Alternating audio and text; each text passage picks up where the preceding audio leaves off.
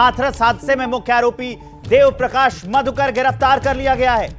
दिल्ली में देव प्रकाश मधुकर ने सरेंडर किया, जिसके बाद दिल्ली पुलिस ने उसे गिरफ्तार कर लिया।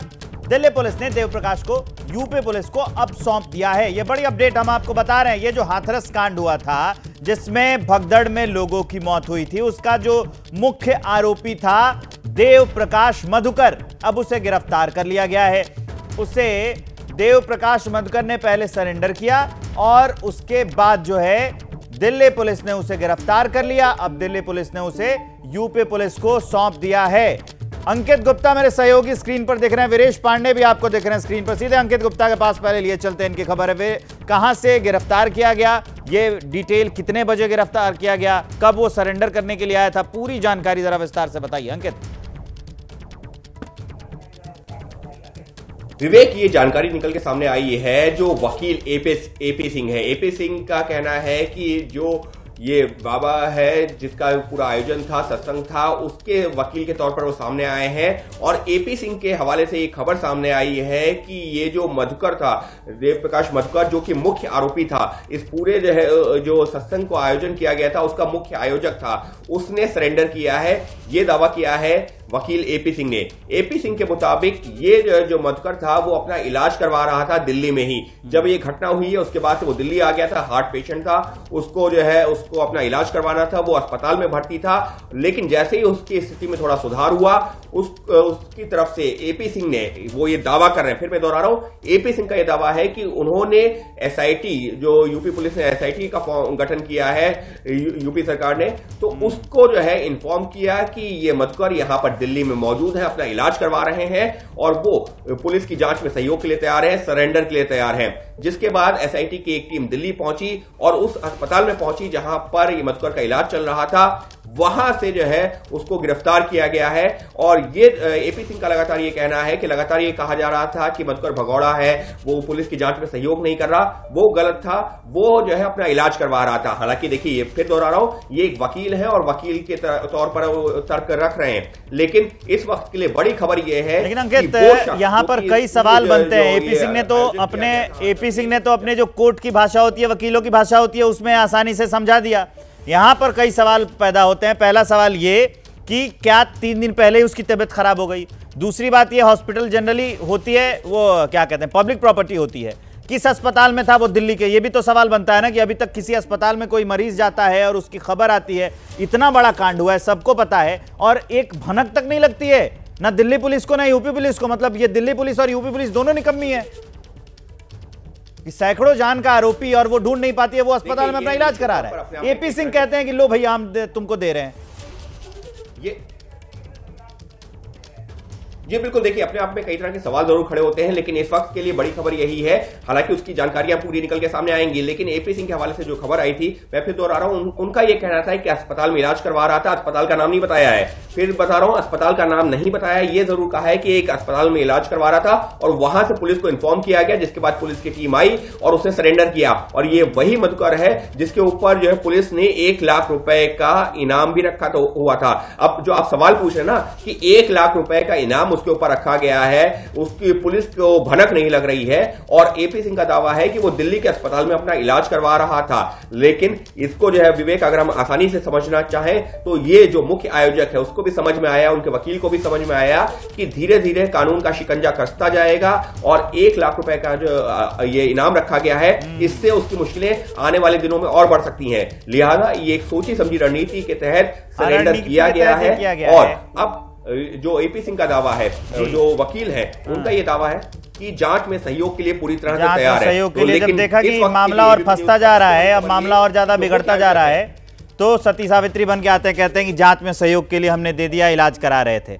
बाबा इलाज नहीं कर पा रहे थे, बाबा तो संसार का दुख हर लेते हैं। वीरेश पांडे, ये इस पर तो चर्चा करेंगे ही, लेकिन पहले ये बताइए कि क्या माजरा है, क्या चल रहा है ये यूपी में और दिल्ली से लेकर यूपी तक।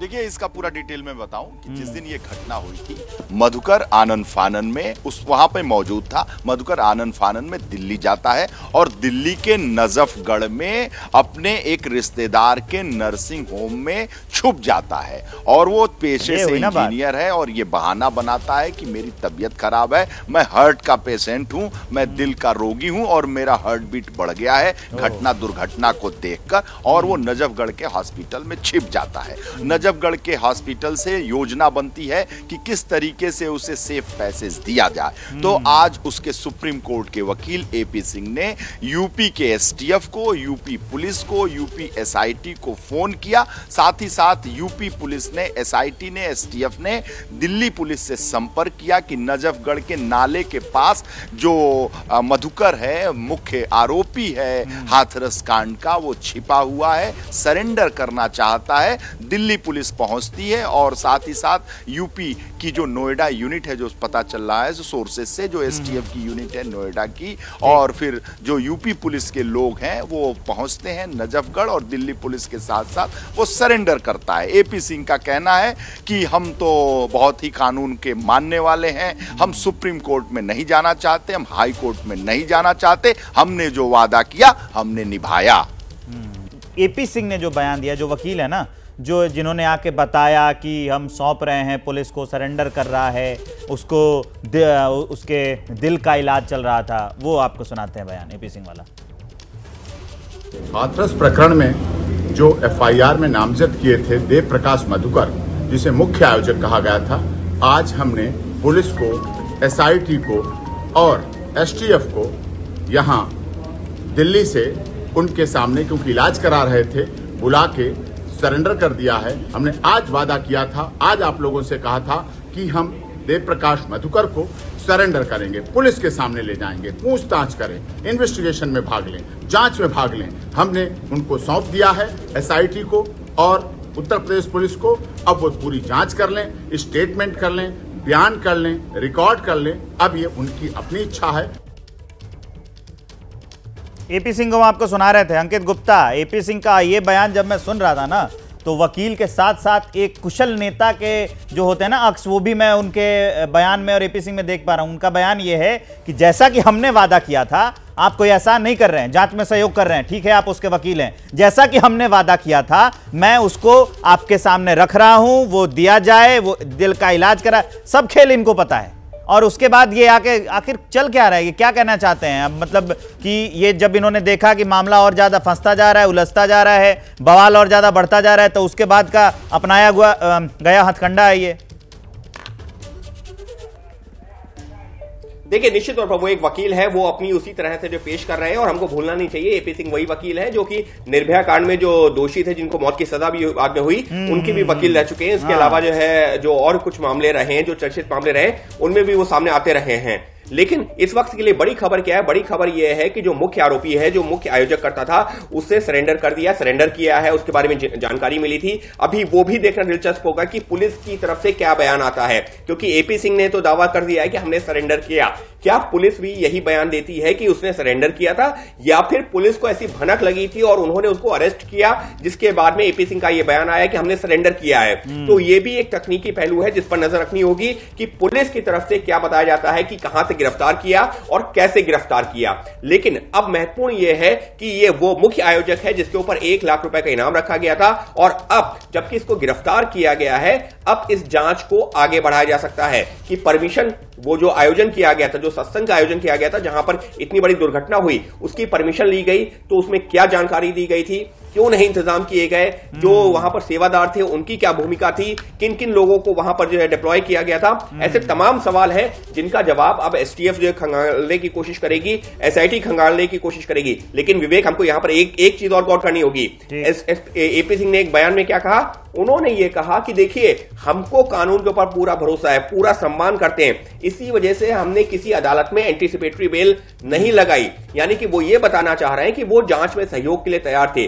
सवाल यही उठता ना, अगर जांच में सहयोग के लिए तैयार थे तो जैसे ही घटना हुई थी, उसी दौरान पुलिस के सामने जब पुलिस ने आपको वांटेड एक तरह से घोषित किया, तब क्यों नहीं हाजिर हुए? तो देखिए, ये यहां पर आरोप प्रत्यारोप, तर्क वितर्क चलते रहेंगे। लेकिन इस वक्त के लिए बड़ी खबर ये कि हाथरस में जो ये पूरी घटना घटना हुई है उस घटना में जो कार्यक्रम का मुख्य आयोजक था वो अब पुलिस की गिरफ्त में आ चुका है और अब पुलिस की गिरफ्त में आ चुका है। कुछ और राज और जानकारी खुलेंगे। चलिए वीरेश, कई राज खुलेंगे, कई सवाल जवाब होंगे, लेकिन इसमें एक एंगल और है कि ये राज खोलने के चक्कर में जो बाबा है वो तो इसमें से बच जाएगा ना, क्योंकि सारा ध्यान अब इन पे आ गया, जांच इस पे चल रही है। और मुख्य जो आरोपी होना चाहिए था, जिसका नाम एफआईआर में नहीं था, जिसपे काफी ये बवाल हुआ था, तो मामला कहीं उधर से इधर तो नहीं शिफ्ट हो जाएगा वीरेश? देखिए, मुख्य आयोजक की भूमिका में ये है, आरोप मुख्य आयोजकों पे लग रहा है, सेवादारों पे लग रहा है, बाबा पे एफआईआर नहीं है, बाबा की तो सुरक्षा खुद पुलिस कर रही है, तो बाबा की ऊपर जो तरवाल लटकने की बात है वो कहाँ है, बाबा की गिरफ्तारी का सवाल ही कहाँ है, अभी तक बाबा का कहीं कोई नाम नहीं है। तमाम तरह के तर्क दिए जा रहे हैं कि बाबा वहां से चला गया था तो बाबा का क्या दोष है, कोई किसी के जाने के बाद कोई भगदड़ हो जाए तो उसका क्या अपराध बनता है, भीड़ अनियंत्रित हो गई, भीड़ का दोष है। तो बाबा का कहीं कोई रूप रंग दिखता नहीं है। और आगे भी जिस तरीके से जांच चल रही है और हम लोग जमीन पे जो काम कर रहे हैं, मुझे तो नहीं लगता है कि बाबा की कोई भूमिका अभी 2, 4, 5 दिन 10 दिन में देखने को मिलेगी। और बाबा कहीं इस पूरे मामले में आओ नहीं रहे हैं। सच्चाई यही है, सच्चाई तो यही है। और मुख्य आरोपी है और ये आरोपी है और आज इससे पूछताछ होगी तो फिर मामला आगे बढ़ेगा।